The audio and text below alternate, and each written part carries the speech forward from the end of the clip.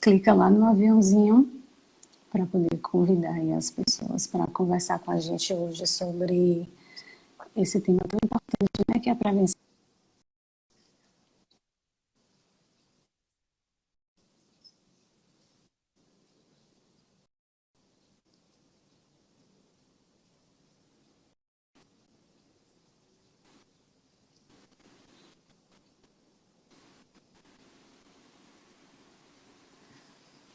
Confirma para a gente, por favor, se vocês estão ouvindo.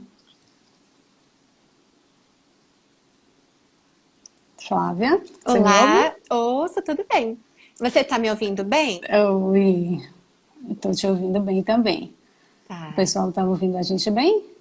Dá um legal aí para a gente saber se o áudio está ok, se as imagens estão ok. Ô, Lorena, tem algumas Joia. pessoas, Oi. tem algumas pessoas perguntando se vai ser gravada a live. Até perguntar Vai, agora aqui, depois vai? a gente deixa no IGTV. Tá. E aí fica disponível para todo mundo. Muito bem, acho que a gente já pode ir começando. Então, pessoal, convida aí todo mundo para vir conversar com a gente. E bom, então, ontem, né, foi o Dia Mundial de Prevenção de Quedas e a Abrafim teve algumas iniciativas, né, inclusive com a parceria de 3 departamentos da associação. Então, ontem a gente lançou, né, 3 materiais sobre prevenção de quedas, um para Parkinson, um para AVC e um para questão de tontura, e em parceria, né, com os respectivos departamentos. E aí hoje a gente está fazendo essa live, né, em alusão ao dia de ontem, né, como parte da Semana de Prevenção de Quedas. E a gente tem um prazer hoje de conversar. É um prazer para mim, Flávia, estar conversando com Igualmente. você aqui hoje. Eu sou Lorena, né? Então, eu sou sócia da Abrafim, sou coordenadora do Departamento de Transtornos do Movimento e sou atual diretora secretária da associação. E Flávia é membro do Departamento de Fisioterapia Vestibular. Então, a nossa ideia aqui hoje é conversar um pouco sobre a prevenção de quedas e a gente vai focar, né, nos indivíduos com disfunções neurológicas. Então, a gente vai falar sobre pessoas com Parkinson, vamos falar também, né, sobre os indivíduos com alterações autoneurológicas, falando das pessoas, né, com as vestibulopatias, e vamos falar um pouquinho também sobre indivíduos após AVC. Flávia, é um prazer de novo e eu gostaria de agradecer também a parceria, né, do Departamento de Fisioterapia Vestibular. Eu acho que é a primeira live de departamentos assim combinados e espero que seja a primeira de Com muitas, né? certeza. Que os nossos departamentos têm muita coisa Com em certeza. comum. Muito bem, então assim, as quedas, eu acho que a gente não teria como começar de outra forma, se não falando do conceito de queda, né? Eu vejo muito na minha prática clínica o quanto esse conceito às vezes não é bem compreendido e isso daí pode impactar muito. Então assim, a queda é qualquer deslocamento do corpo para um nível mais baixo do que o que a gente está, com incapacidade de correção em tempo hábil e que não seja necessariamente o chão. Então, assim, é uma coisa simples, mas que eu gosto muito de frisar com os pacientes, porque o que acontece comigo, pelo menos? Às vezes eu pergunto, teve alguma queda no último ano? E o paciente, não, nunca caí, não tive nada. E aí a gente vai, né, mas se pensar que a queda não só quando cai no chão, não é só quando se machuca. Já aconteceu alguma vez de estar caminhando em casa, se desequilibrar e cair em cima de um mobiliário da casa? Se eu for considerar isso queda, eu tenho várias quedas. Então, assim, a gente vê que isso impacta, né? Como é que é isso para você? Você observa isso também? Sim, eu atendo bastante idosos com disfunção vestibular e com Parkinson, e a gente vê muito isso na avaliação, né? Às vezes a gente pergunta, eu nunca caí, mas eu falo, e as quase quedas, né? Porque às vezes a pessoa desequilibra, ela segura em algo na casa, e esse é um fato importante, realmente a gente está explicando para o paciente, né, Lorena? Porque senão ele acha que ele não está caindo, né? E também eu acho importante a questão da quase queda. Uhum, isso, exatamente. E às vezes é subnotificado, né? E assim, como assim, a nossa intervenção, a gente vai falar um pouquinho sobre intervenção para prevenção de queda, então assim, se a gente não souber exatamente a situação, que o paciente tem uma situação de desequilíbrio e que ele cai, a gente não consegue oferecer intervenção específica para o que ele precisa, né? Então é uma coisa assim que eu sempre friso e eu acho que é uma coisa importante que a gente tem um hábito de fazer, né? Primeiro incluir a pergunta de quedas na nossa avaliação e não só perguntar, mas explicar ao paciente o que é a queda, né? Para a gente tentar minimizar essa subnotificação, né? Então, o que a gente observa é que a incidência de quedas é muito alta, né, Flávia? Principalmente assim, quando a gente fala em idosos e também nos pacientes com Uhum. vestibulopatia, né? Por exemplo, tem um trabalho, Lorena, que é uma revisão de 2018. E é do Brasil, e eles fizeram uma revisão de 35 trabalhos de idosos relatando a ocorrência de quedas. Então, nós temos 35 Uhum. trabalhos, e a variabilidade é muito grande. Então, a taxa de ocorrência, ela vai de 11% a 60%.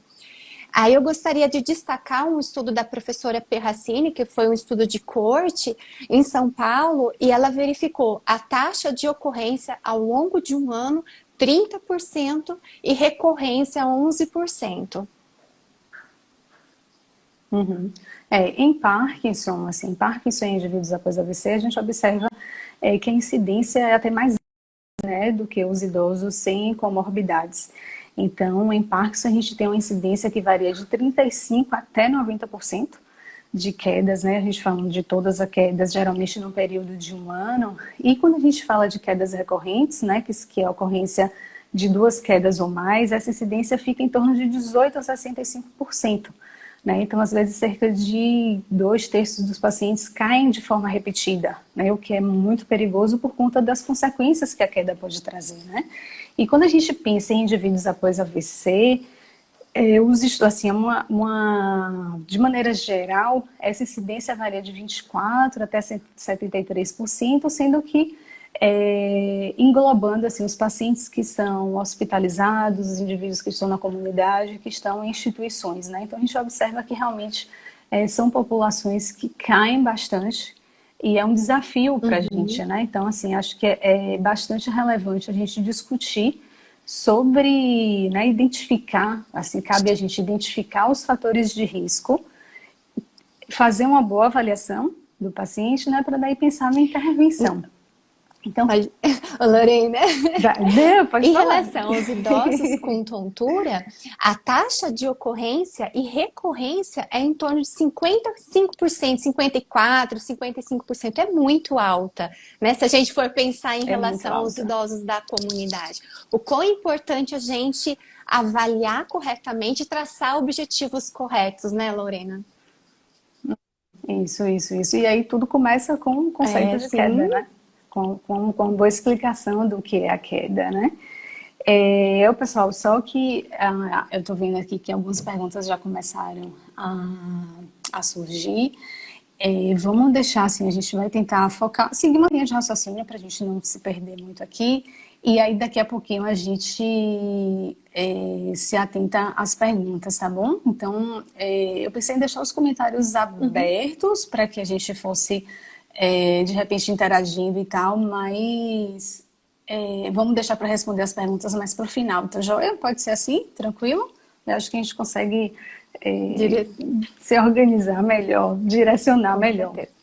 Bom, então, em relação aos fatores de risco, falando primeiro das pessoas com Parkinson, né? O que é que a gente observa? O principal fator de risco para quedas futuras é o histórico de queda no último ano. Então, assim, a gente tem esse fator de risco assim como principal. Então, é uma coisa que na avaliação a gente não pode deixar de perguntar. Mas o detalhe é que o histórico de quedas é um fator de risco que não é modificável. Ou seja, com as nossas intervenções, a gente não consegue modificar esse fator de risco. Né? Então, por isso que a gente, né, os estudos foram em busca, né, de outros fatores de risco que sejam passíveis de modificação através das estratégias terapêuticas, né, através da intervenção. Então, outro fator de risco que é comum a gente observar nos estudos, né, inclui a gravidade da doença, a alteração do equilíbrio e da mobilidade, né, que são dois fatores de risco bem consistentes, né, através dos estudos, o congelamento da marcha, que é uma incapacidade, né, transitória da marcha, mas que é muito incapacitante, o medo de cair, que normalmente os pacientes que caem desenvolvem o medo de uma nova queda, e isso daí tem um risco de entrar num ciclo e que a gente tem que tentar quebrar o quanto antes, né? Que é aquele ciclo de que caiu, desenvolve o medo de cair, começa a restringir as atividades, diminui força muscular, diminui a mobilidade, aumenta mais ainda os fatores de risco de queda. Então, são fatores que a gente deve estar bem atento. E tem também os sintomas não motores da doença de Parkinson, né? Que podem aumentar o risco de queda, como a ansiedade, por exemplo, e como as alterações cognitivas, né? Assim, a falta de atenção, por exemplo, é um dos grandes fatores de risco que a gente vem observando nos estudos, né? E, assim, só para, se vocês quiserem se basear em alguma referência, tem a referência de Allen, de 2013, e de Van der Mark, sobre fatores de risco de 2014, tá joia? Depois eu posso anotar aqui, ou se alguém aí que estiver ouvindo e puder anotar aí nos comentários também, já ajuda a gente. Quando a gente pensa... Flávia, você quer complementar alguma coisa sobre os fatores de risco de queda em Parkinson? Não, de Parkinson, que nem você comentou, né, Lorena? Após uma queda, o quanto faz diferença no equilíbrio corporal? O paciente, ele fica com muito medo, isso limita muito e aumenta muito o risco de cair. E nos pacientes com congelamento, o quanto esse aspecto emocional interfere também na questão do próprio congelamento, né, e na mobilidade. Exatamente. Uma coisa vai levando a outra, né? Então, isso muito comum da gente ver na nossa prática, né? Quando a gente fala em indivíduos após AVC, a alteração do equilíbrio e da mobilidade, assim, aparecem como os principais fatores de risco, né? Então, assim, a gente observa que o equilíbrio sempre é muito importante e a mobilidade, né?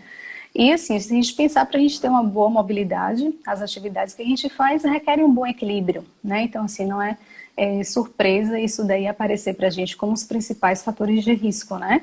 E também, indivíduos após AVC, a gente tem a questão do uso das medicações, né? Principalmente, né, as medicações sedativas, a necessidade de ajuda, né, nas atividades do dia a dia, o próprio medo de cair também é um fator de risco que é encontrado, além, né, do histórico de queda, da questão de depressão e de alterações cognitivas. Como é que ficam esses fatores de risco nos indivíduos com vestibulopatia, Flávia? Se parecem alguma Sim, coisa? Principalmente a vertigem, né? Então, muitos pacientes, tanto nos pacientes com VPPB, nos pacientes com hipofunção unilateral, que ele tem muita vertigem, instabilidade, então são fatores de risco para quedas. E algo que tem nos pacientes com disfunção vestibular, Lorena, é que eles têm medo de movimentar a cabeça, de se movimentar para não deflagrar a tontura. E isso também já é um fator de risco para quedas. E um outro fator importante que você colocou é o medo de cair, é o histórico prévio de quedas, é depressão, ansiedade, os medicamentos, porque a gente tem que pensar que é uma população idosa que muitas vezes fazem uso de vários medicamentos para dormir. Então, isso também, todos esses são fatores de risco para quedas nos idosos com vestibulopatia.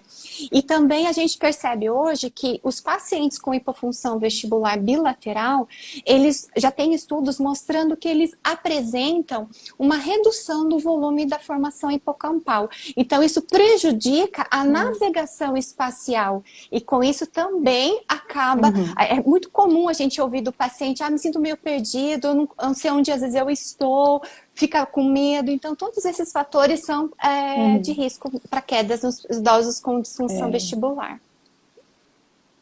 Isso acontece com os pacientes com Parkinson também. As alterações de função executiva Então, isso é comum também nos pacientes com Parkinson, e às vezes até no início, né? Às vezes, assim, a gente relaciona muitas vezes a ocorrência de quedas numa fase moderada, mais avançada da doença, mas a gente já tem estudos que mostram, né, que indivíduos nos estágios iniciais já caem, justamente pela presença desses fatores de risco desde o começo, né? Então a gente tem as alterações dos ajustes posturais antecipatórios que começam lá no início, né? Então é super importante a gente tentar identificar já, assim, não pensar em quedas só quando o paciente está num estágio mais moderado ou avançado da doença, né? Mas sim pensar e questionar isso desde da primeira avaliação, do primeiro contato com o paciente, independente da idade do paciente, independente do estágio da doença, sempre perguntar em relação a isso daí, né? Lorena, eu acho que esse é um ponto muito importante para gente, porque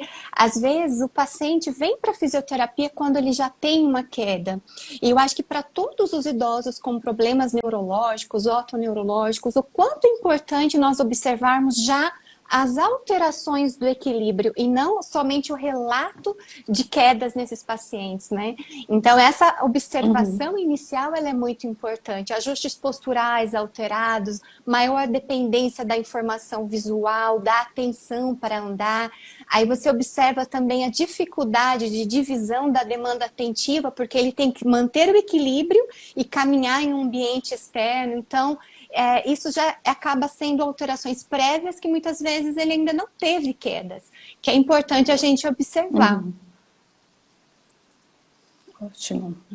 E como é que você costuma avaliar os seus pacientes, né? Você tem uma abordagem bem direcionada, né, para vestibulopatia e para Parkinson. Como é que normalmente você faz a avaliação? O que é que você considera para poder escolher um instrumento de avaliação?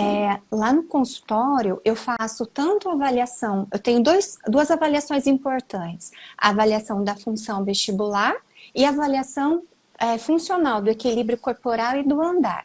Então, como eu atendo pacientes com Parkinson e vestibulopatas, eu gosto muito de usar a escala UBEST Test ou o Mini Best, e porque essa escala contempla várias tarefas de outras escalas que nós já utilizávamos. E eu gosto bastante dessas duas escalas para triar tanto a questão, esse paciente tem ajustes posturais compensatórios alterados, antecipatórios, a organização sensorial, o andar. E eu também gosto de avaliar o andar, eu tenho no consultório o sensor inercial para análise da marcha, aí eu avalio também em relação a andando com movimentação de cabeça e se tem alguma indicação para uso do dispositivo de auxílio para o andar. Tá. E aí, assim, eu acho que essas escalas terminam, assim, são escalas amplas e, assim, aplicáveis, né, a várias populações. E eu acho que é interessante, assim, em Parkinson e em AVC, a gente costuma também utilizar esses instrumentos de avaliação. Eu menciono também o Berg, né, assim, o Berg que tem um nível de dificuldade às vezes menor quando a gente compara, né, em relação ao Mini Best e ao Best em si. Mas uma coisa que é importante a gente saber qual é o contexto que o paciente está inserido, né, paciente e profissional. Qual é a fase, por exemplo, que os indivíduos após AVC estão, para a gente poder considerar qual é o uso. Então, por exemplo, se for um indivíduo na fase aguda, provavelmente a gente não vai conseguir executar o Mini Best, né? Então, aí a gente parte para poder utilizar o Berg, por exemplo, né? Então, eu acho que isso é importante a gente diferenciar e saber também que, apesar da gente utilizar a mesma escala em populações diferentes, cada escala tem um ponto de corte indicativo, né, de risco de queda ou indicativo de alteração de equilíbrio, a depender de cada população, né? Então, aí a gente não vai se ater aqui a falar pontos de corte de cada uma das escalas, mas vocês podem conferir naquele portal, que é o Rehab Measures, né, que tem várias escalas, as populações em que elas são validadas, os pontos de corte com níveis de sensibilidade, especificidade, então vale checar. O pessoal perguntou aqui sobre o nome da escala. Tem o Berg, o Best Test e o Mini Best que a gente falou. Você falou também do DGI, Isso, não o foi, DGI. Flávia? Para disfunção vestibular, Lorena, antigamente nós usávamos a Berg. Hoje sabe que a Berg, por ela não ter tarefas dinâmicas, de girar, de movimentos com a cabeça, Uhum, ela não é tão específica para os pacientes com vestibulopatia. Então, o que tem mais é com o DGI, que é o Dynamic Gait Index, e atualmente o Best Test ou Mini Best, porque também contempla tarefas do uhum, DGI. uhum. Certo. Em Parkinson a gente costuma usar também, né? Assim, normalmente o mini-best é muito utilizado, né? Acho que na prática clínica o mini-best termina sendo mais aplicável, assim, né? Pelo tempo de execução e termina contemplando também os diferentes aspectos, né, do controle postural. Então eu acho que é bem interessante quando a gente fala nisso daí. E uma coisa que eu queria destacar também, Flávia, é que quando a gente fala assim, né, pensando em predição de queda, é uma coisa que eu gosto bastante de diferenciar. A gente utiliza uma escala de equilíbrio para poder conhecer as situações e quais são os sistemas comprometidos, pensando numa avaliação de Uhum. equilíbrio, tá? Quando a gente fala em predição de queda, obviamente que para a clínica é interessante a gente saber em qual situação, qual é o sistema que está Uhum. comprometido para a gente direcionar a intervenção. E quando a gente pensa em predição de queda, a gente tem que observar qual é o potencial, qual é a capacidade preditiva daquela Uhum. escala, tá? Então, assim, falando em Parkinson, por exemplo, o que a gente observa é que os estudos mostram uma capacidade preditiva similar do Berg e do Mini-Best, por exemplo. Uhum. Entendeu? Então, assim, é só uma coisa que às vezes a gente fica. Depois que o Mini-Bash surgiu, o Berg meio que foi discriminado, o Berg não avalia, não é funcional, não tem muita tarefa dinâmica e tal. Mas, se a gente pensar em predição de queda, ele cumpre o seu papel, né? Em pacientes com Parkinson, falando exclusivamente dessa população agora, por exemplo, tá? Então, eu acho que isso é uma coisa importante da gente saber e diferenciar para que a gente está aplicando aquela escala de equilíbrio. Se a gente está querendo conhecer a situação que o nosso paciente está, ou se a gente está querendo um instrumento que vai dizer para a gente qual é o risco de queda, né? Se aquele paciente está em risco ou não, e qual é a capacidade preditiva daquele instrumento. E aí, falando nisso, eu vou aproveitar para falar um pouquinho dos estudos do grupo de pesquisa que eu faço parte, que a gente estuda muito quedas, né? Nosso forte, digamos assim, quedas em pacientes com, né, o que a gente está discutindo, pacientes com Parkinson e pacientes após AVC. E o que é que a gente observou? Como a gente já viu que a gente tem vários fatores de risco para quedas, às vezes a capacidade preditiva desses fatores de risco isoladamente pode ser um pouco baixa. Então, a gente fez assim, no meu caso, né, eu fiz uma coorte com pacientes com Parkinson, e nessa coorte, né, que assim, é um tipo de estudo em que a gente acompanha os pacientes durante um determinado tempo, no meu caso eu acompanhei os pacientes durante um ano, e aí nesse período a gente observou o desfecho de quedas, né, especificamente de quedas recorrentes. E aí a gente fez uma análise estatística para poder ver quais foram os fatores de risco, né, que os indivíduos apresentavam e que estavam associados à ocorrência de quedas. E aí depois que esses fatores de risco foram identificados, né, no modelo lá estatístico, que a gente usou a regressão de Cox, a gente criou, né, assim, as variáveis que foram significativas, as variáveis que foram preditivas, né, de queda. A gente pensou em uma escala de predição de quedas, incluindo diferentes fatores de Uhum. risco, né? Então isso é uma questão legal da gente falar, porque a gente amplia um pouquinho, né, a visão e consegue às vezes englobar diferentes questões, pensando em classificar os indivíduos como tendo risco de queda ou não. Então, especificamente do meu estudo, foi um estudo com quase 230 pacientes, um estudo que isso foi em 2017, se não me engano, na publicação.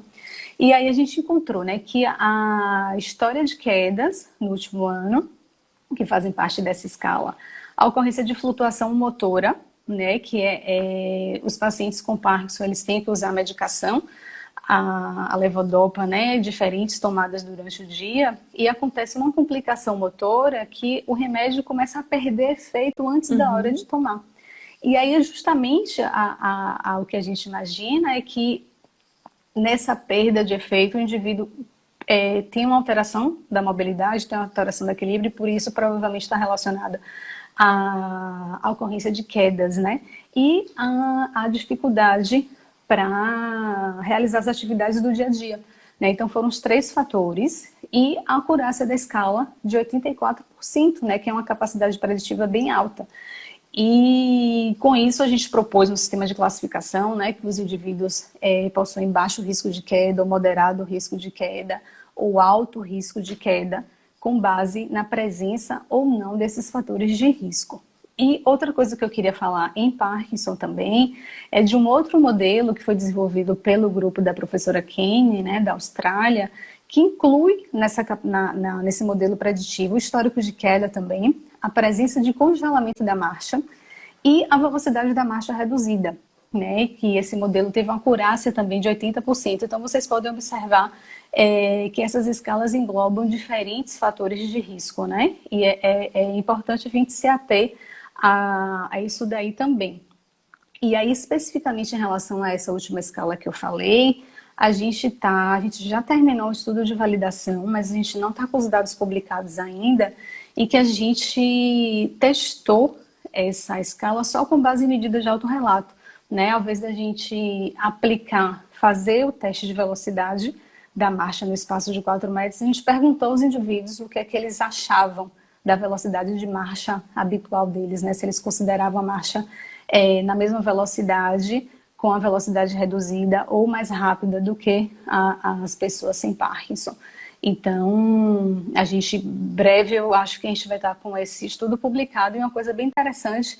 E pensando em tempos, né, de coronavírus, em que a gente está com teleatendimento, nada melhor do que uma escala com base em autorrelato, né, para a gente conseguir ter uma noção melhor disso daí. E falando rapidamente após AVC, que eu acho que é uma coisa até interessante, Flávia, para a gente extrapolar um pouquinho assim na sua visão. No nosso grupo também a gente teve um estudo, uma coorte de indivíduos após AVC, e os fatores preditivos que ficaram nessa escala foi envolvimento de circulação posterior, né, de forma bem interessante assim, para a gente poder discutir, o sexo feminino e o TUG, né, alteração no TUG. Então a gente vê novamente a questão da mobilidade entrando em campo, né? Lorena, então, em relação às escalas, tem um trabalho em idosos, não foi pacientes neurológicos, que eles compararam o Time Up and Go, Mini Best, Best Test e a Berg. E para identificar quedas em idosos, eles verificaram que a melhor sensibilidade e especificidade foi até mesmo o Mini Best, nem foi o Best Test. E esse trabalho é somente com idosos.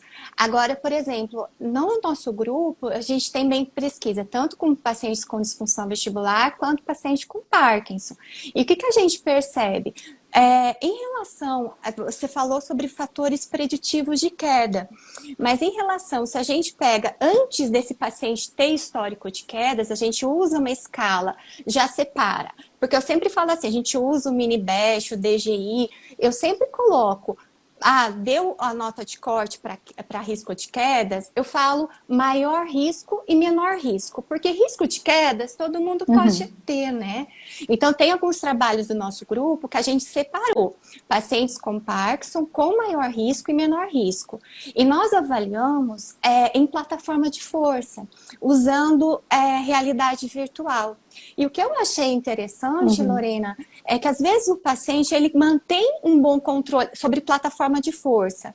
Ele mantém um bom controle postural com os olhos abertos, com os olhos fechados, mas quando tem estímulos visuais, o sacádico, o optocinético, interação viso-vestibular, isso aumenta a oscilação corporal, reduz a reserva funcional do equilíbrio corporal. Então, isso também já é um fator importante para a gente, pensando em prevenção, porque esse ambiente visual móvel é o que acontece quando vai ao shopping, quando anda na rua, né? Então, às vezes, eu sempre falo assim, a gente vai atender no consultório, avalia no consultório, parede tudo branquinha, sem conflito. E esse estudo trouxe para a gente o quanto é importante a gente também avaliar esse paciente em diferentes conflitos, porque isso aumenta a questão da instabilidade e do risco de quedas.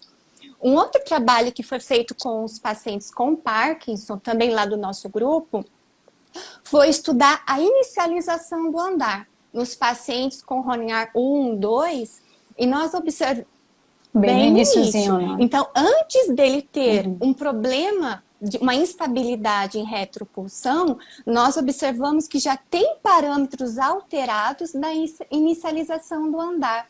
Né? Que quando a gente avalia a inicialização do andar, é você sair da posição de apoio para a transferência.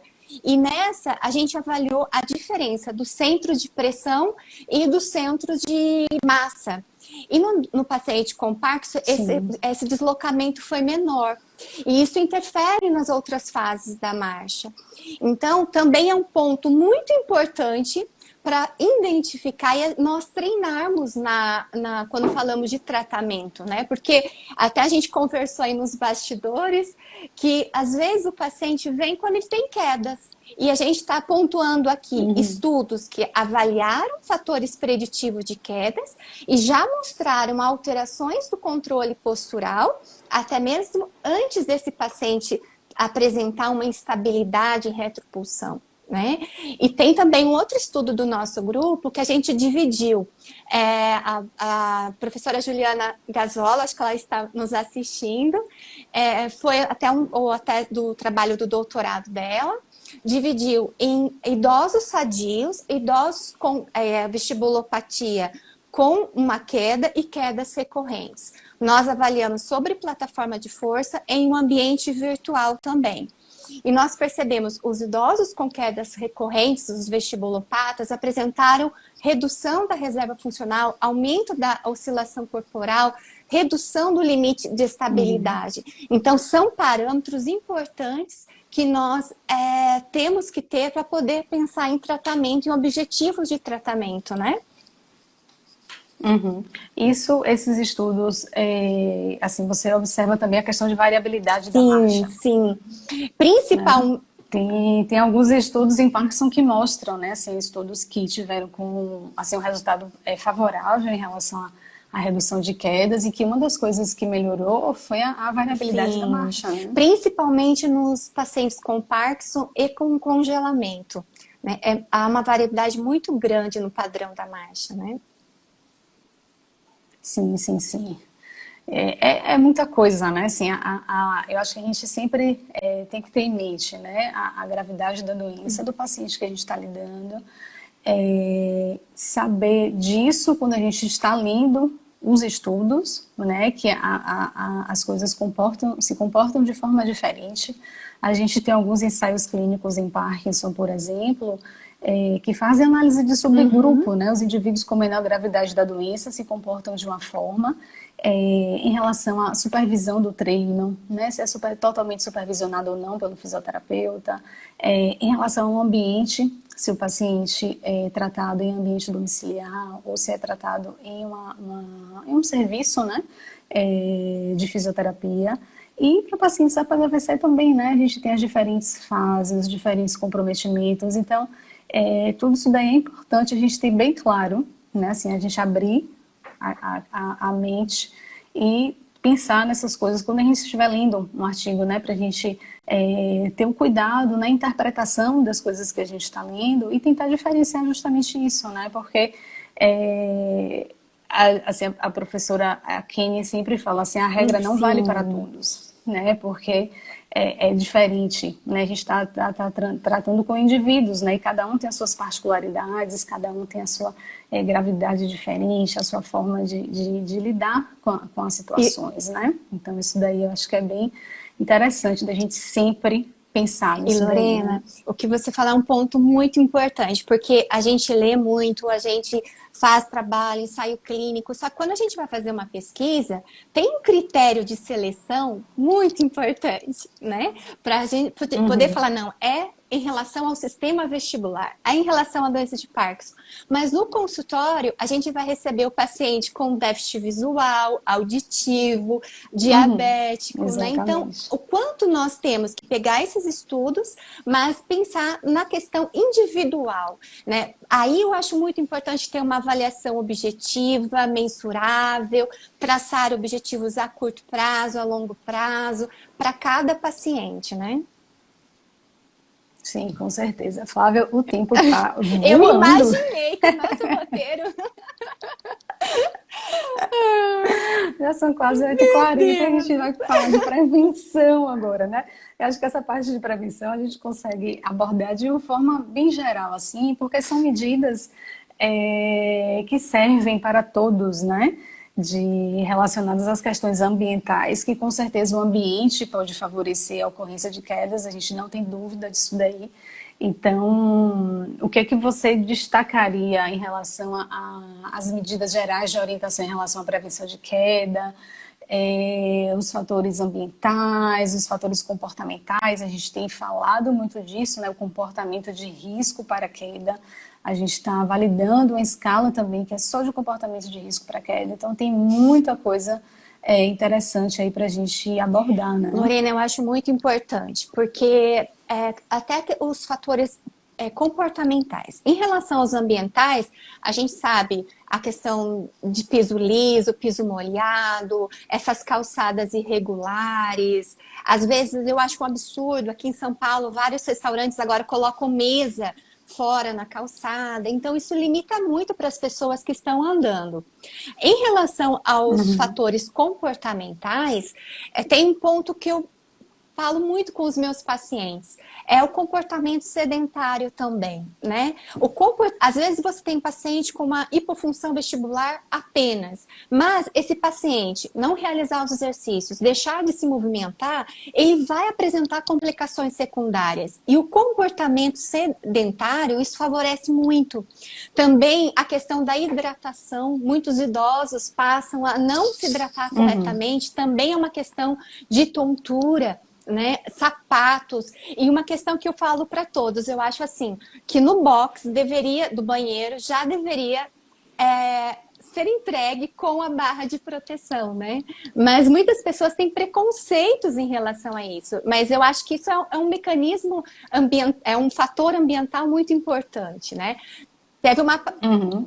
Teve até só um parêntese aqui, um comentário de um arquiteto, né, falando fatores preditivos de queda é importante para nós Ah, arquitetos, né, muitas solicitações de adequação de imóveis, sim! sim, com certeza, né, a gente é uma coisa que precisa ser feita, né, e às vezes tem muito Perfeito. preconceito em relação a isso daí, passa às vezes a imagem de que, eu preciso já de alguma adaptação, preciso de alguma coisa, porque eu tô mal. Não é, assim, é prevenção. Quando a gente fala em prevenção, a gente costuma dizer que a prevenção é o melhor Com tratamento certeza. para quedas, né? Então, assim, a ideia sempre é prevenir, né? O que mais que de comportamento que você queria Eu queria até destacar? destacar a questão do ambiental. Uso de medicamentos sem prescrição médica também é um fator comportamental. Mas ambiental, teve uma paciente recente que eu atendi com Parkinson e ela foi descer uma escada e sofreu uma queda. Mas ela não tinha alto risco de cair. Porém, a escada não tinha corrimão e era degrau, o degrau era pequeno. Eu falei para ela, olha o quanto o fator ambiental prejudicou. E depois disso, Lorena, acabou Uhum. tendo medo de cair, né? E aí nós conseguimos observar uma piora do equilíbrio pela essa questão emocional, né? Uhum. Então essa questão ambiental é muito importante. Sim, sim, com certeza. E tem algumas coisas assim que são básicas, por exemplo, tirar os tapetes soltos de casa, arrumar os fios, né? Tirar os fios, às vezes fio de telefone, fio de computador, cabo daqui, cabo dali, cabo de antena, cabo de telefone e de tomada, né? E são coisas simples às vezes que podem evitar uma queda com uma consequência potencialmente Uhum. grave, né?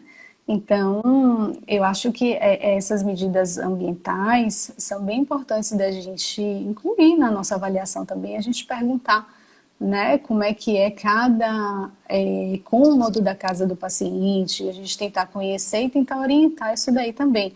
Inclusive, o folder, né, que foram publicados ontem, eles estão disponíveis no site da Abrafin gratuitamente.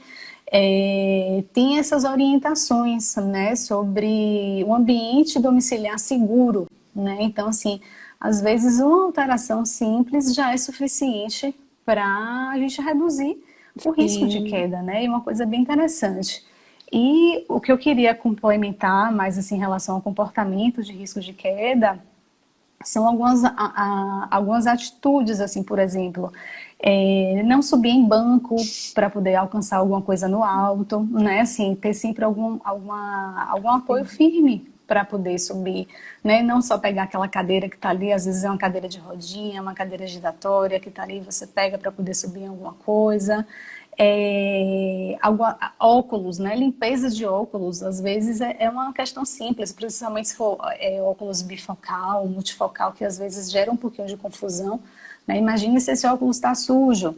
Então, assim, são coisas do dia a dia, calçado, não usar sandália de dedo, né? É tão comum a gente receber um paciente, o paciente tá com chinelo, tá com sandália de dedo, então assim, né, básico, a gente tem que olhar, a gente tem que avaliar o paciente como um todo, né, tem que observar tudo isso Tem um daí. paciente que eu atendi recentemente, ele estava com sapato, eu fiz a avaliação, ele estava com um sapato largo.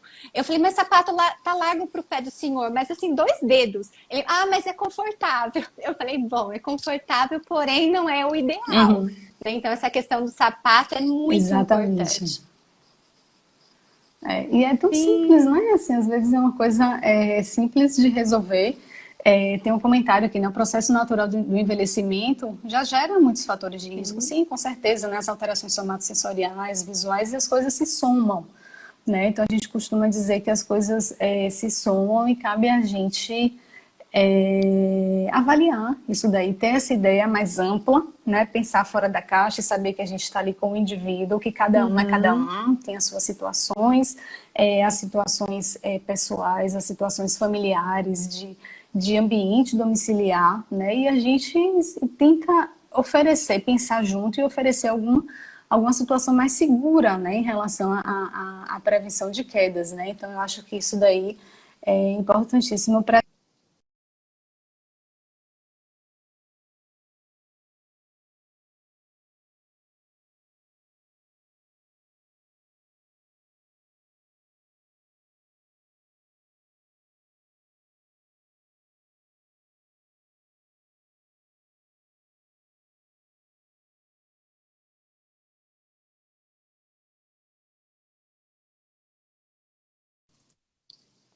Voltou? Voltou. Olha, a primeira live que eu fiz aqui da Brafim teve um panelaço em plena live, então cheia de emoções. Mas vamos lá. Falando de tratamento, né? Quando a gente pensa assim nas intervenções para prevenção de queda, eu já estou aproveitando e dando uma olhada aqui nos comentários, tem alguma pergunta aqui para a gente ir Uhum. respondendo, tá? O que é que você me conta aí? A gente sabe assim, a gente tem boas evidências, né, das intervenções para prevenção de quedas em idosos, né, saudáveis, sem comorbidades, né, com as intervenções baseadas em exercício, intervenções multifatoriais. Como é que é isso em pacientes com vestibulopatia? Então, é muito importante a avaliação. Então, a gente fazendo uma boa avaliação, a gente passa a ter um bom plano de tratamento. Nos pacientes com disfunção vestibular, é muito importante desencadear a vertigem e o desequilíbrio corporal. Eu falo assim, Lorena, não adianta treinar o equilíbrio sentado apenas, a não ser que o paciente não consiga ficar em pé, a gente tem que trabalhar tronco. Mas os exercícios, eles devem ser realizados do sentado para o em pé, olhos fechados, olhos abertos, com movimentação da cabeça. Em relação ao campo visual, ele tem que ter campo visual estático, campo visual em movimento. O tempo todo eu tenho que desafiar o paciente. Mas o que é importante? Também não desmotivá-lo, porque se às vezes a gente dá um exercício difícil, acaba frustrando. E a gente sabe que a motivação ela é muito importante para o aprendizado. Então é importante eu avaliar e desafiar, desencadear vertigem, desequilíbrio, mas facilitando e fazendo com que esse paciente ele sinta que ele passe a controlar mais o controle postural dele. Agora, o que acontece também nos pacientes com disfunção vestibular? Alguns nauseiam. Então, nós temos que tomar muito cuidado em relação à náusea, para o paciente não vomitar. Sim, então, respeitar sempre o limite de cada paciente. Então, no treino, como a gente trabalha também com idoso, acaba sendo multimodal. Eu realizo os exercícios de reabilitação clássico, de reabilitação vestibular, mas às vezes também é importante trabalhar fortalecimento muscular, é importante a gente trabalhar dupla tarefa, interagir essa questão cognitiva. Então, eu falo que a reabilitação dos idosos com vestibulopatia é um treino sensório, motor e cognitivo, né? Sempre desafiando o paciente. É interessante, assim, em Parkinson, que a gente observa, né, assim, a gente tem evidências para redução do número de quedas, tá? Que é diferente de redução de número de caidores. Então, o que a gente observa? É possível diminuir o número de quedas que aquela pessoa tem, não que aquela pessoa deixe de cair, ela passa a cair menos, tá? Mas, assim, de novo, a gente sabe quais são, que basta uma queda para você ter uma fratura de quadril, para você ter um trauma craniano. Então, qualquer queda que a gente consiga prevenir é excelente, né? Eu acho que a gente tem que ir realmente em busca disso daí. Então, as intervenções, a gente tem, assim, as evidências mostram, né, a melhora, né, do equilíbrio e da marcha e da redução do número de quedas em pessoas com Parkinson. E aí, intervenções baseadas nos princípios de aprendizagem motora, né, que eu acho que cabe, vai muito disso daí que você falou também. A gente sempre tem que ter aquela progressão de tarefas simples para tarefas complexas, mas não chegar numa tarefa complexa a tal ponto que o paciente não consiga realizar aquela atividade, né? Então, com isso, assim, a boa avaliação indica para a gente justamente isso daí, né? Até onde a gente consegue ir com o paciente e a observação durante a prática mesmo, né? Tá muito fácil aquele exercício, é sinal que não está desafiando o equilíbrio e você precisa modificar, né? Então, isso é uma coisa que a gente sempre fala. O exercício fácil, tem alguma coisa errada, né? Não é para o exercício fácil que a gente vai melhorar o equilíbrio. E no exercício muito difícil, a ponto do indivíduo também não conseguir fazer, a gente não está conseguindo trabalhar. A gente está gerando mais insegurança, a gente está gerando mais receio e preocupação em fazer as atividades, né? Então, eu acho que a gente tem que chegar nesse meio termo aí e saber até onde a gente vai. Tá fácil, vamos dificultar, dificultou muito, volta um pouquinho, né? Então, assim, não tem uma regra, né? É clínica, é observação, é você conhecer, né, a pessoa que está ali com você tratando, para você conseguir direcionar de forma mais adequada a sua intervenção. E esse é um trabalho conjunto, né? O indivíduo tem que estar motivado, ele tem que gostar daquilo que a gente está fazendo, né? Isso é super importante, né, Flávia, para a gente ver as intervenções, né? Isso é uma conversa, não é a gente como fisioterapeuta que tem que chegar e dizer você vai fazer isso, e se ele não gostar de fazer aquilo, como é que a gente faz? Né? A gente sabe tanto de motivação, quanto isso interfere, ele tem que né? se envolver, né, no processo de reabilitação. A participação dele é muito importante para ativar os mecanismos de neuroplasticidade, né? Então, tem um trabalho que é de revisão sistemática também lá do nosso grupo, e nós avaliamos os trabalhos com idosos, ensaios clínicos com idosos com disfunção vestibular, e verificou que os exercícios, porque falar, o idoso vai estar ativando o processo de neuroplasticidade, o idoso com disfunção vestibular, sim, há uma melhora tanto do ganho do reflexo vestibulo ocular, da acuidade visual dinâmica e também do equilíbrio corporal e redução do risco de quedas. Então, quanto isso é importante. Entretanto, é importante também o paciente realizar o exercício no domicílio. Não somente a fisioterapia, né? Também os pacientes com Parkinson. A gente sempre está orientando os pacientes pós-AVC o quão importante a família se envolver no tratamento, o paciente se envolver, ele tem que ter a participação dele, né?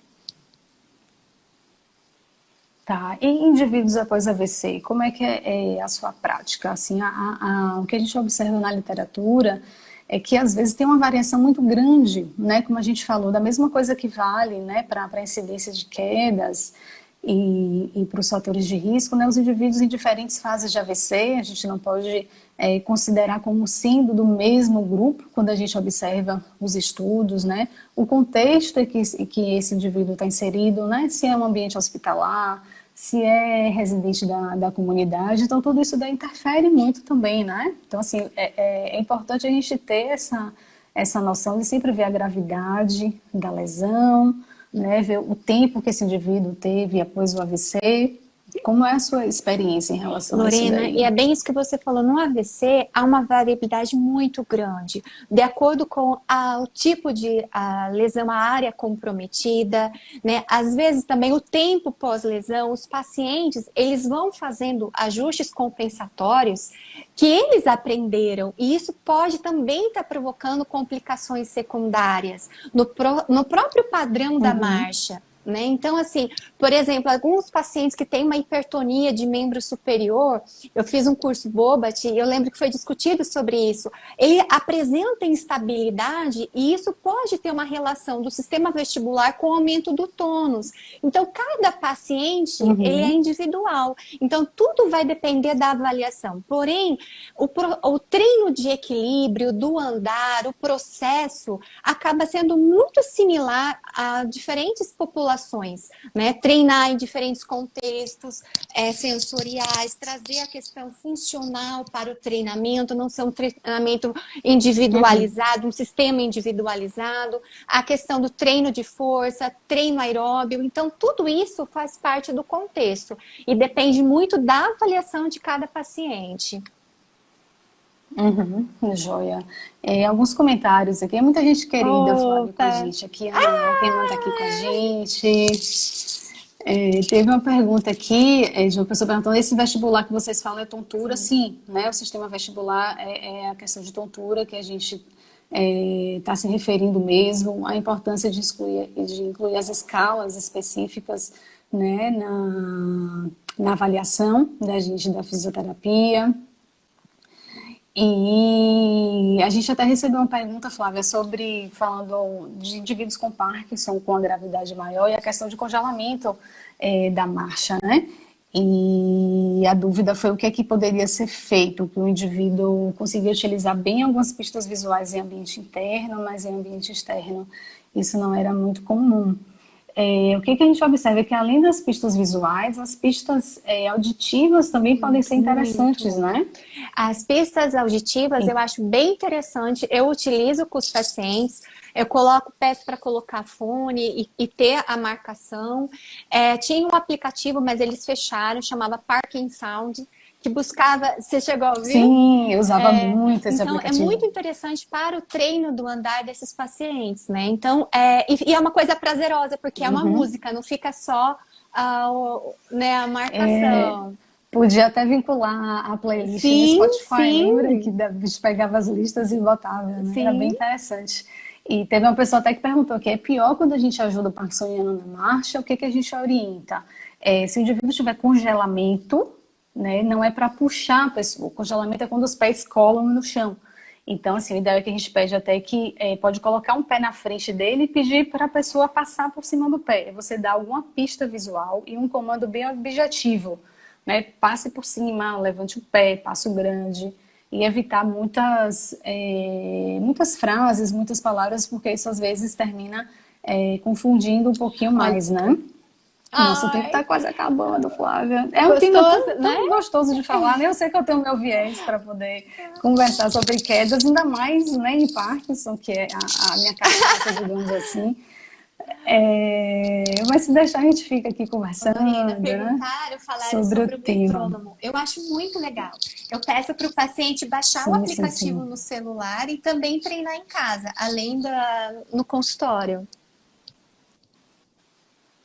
Joia. Sim, sim, sim, dá pra gente treinar com o paciente, né? Assim, cabe a gente identificar qual é a Uhum, batida, a né, que a gente vai frequência. usar com aquele paciente, às vezes mais rápida ou mais devagar, né, para poder ver um comentário aqui sobre a questão de sarcopenia nos idosos. Sim, com certeza é muito importante em todas essas populações que a gente está falando, né, não só nos idosos sem comorbidades, mas nos com disfunções neurológicas também, né? Flávia, mais alguma pergunta aí que você me Tá. ajuda aí? Tem muita coisa aqui que eu tô vendo.